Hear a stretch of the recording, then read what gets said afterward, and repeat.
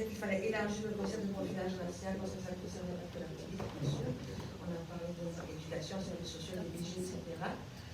On s'est aussi posé certaines questions comme à quoi ressemblent les manifestations de profilage dans ces différents champs. On s'est aussi questionné sur comment on mesure le niveau de profilage. Exemple, par exemple dans le milieu de l'éducation, par la surreprésentation dans les classes d'adaptation, les orientations des domaines sous-payés, la surreprésentation des Noirs subissant des suspensions, etc. Donc il y a des moyens de mesurer donc, le profilage. Donc il faudrait voir dans tous les champs comment est-ce qu'on pourrait mesurer ce profilage. On s'est rendu compte aussi qu'on avait des données secondaires qui faisaient qu'on procédait par déduction, mais qu'on n'avait pas des données directes. Donc souvent, on déduit des choses, mais on n'a pas de données directes. Donc il y a un grand besoin d'avoir des données directes quand on parle de profilage. Donc aussi, on a parlé d'un dialogue de sourds parce qu'il y a une façon de travailler des données dans les institutions versus le fait que nous-mêmes, on n'interprète pas les données de la même manière. C'est un peu un dialogue de sourds. On a aussi dit qu'il fallait avoir des données sur la délinquance dans nos communautés, parce qu'en général, on parle des minorités visibles. Est-ce qu'on a des données sur la délinquance dans nos communautés? La faible représentativité dans la société, ça n'aide pas non plus. Et ensuite, bien sûr, la discrimination dans le logement.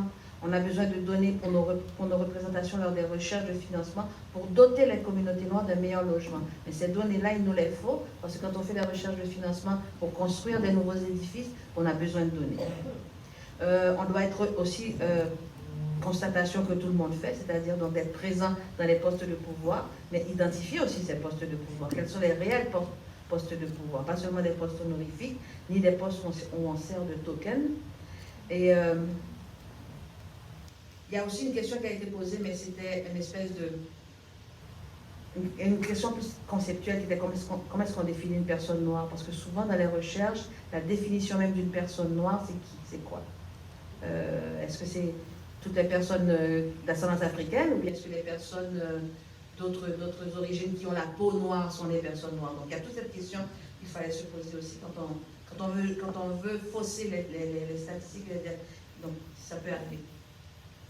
Et puis, la constatation aussi de l'invisibilité, il faut faire attention à nous rendre invisibles. On nous rend souvent invisibles dans les statistiques, donc c'est vraiment quelque chose auquel il faut faire attention. Et donc, il y a un travail de veille pour repérer tous ces pièges où on devient invisible dans les statistiques. Et puis, il y a aussi une remarque qu'il fallait modifier nos discours pour être beaucoup plus précis quand on parle de nous. Et maîtriser notre narratif, c'est très important. Et on a besoin de buts communs à atteindre comme communauté noire.